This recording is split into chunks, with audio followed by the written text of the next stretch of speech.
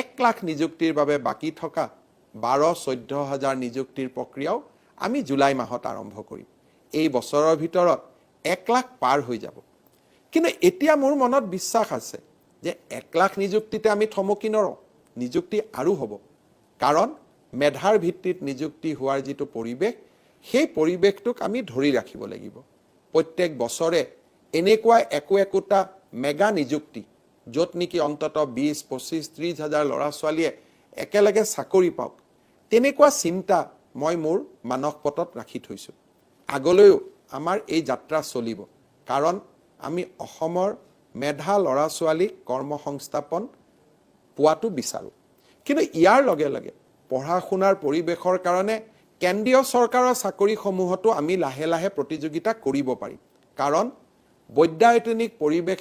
এটা যেতিয়া সমাজত সৃষ্টি হ'ব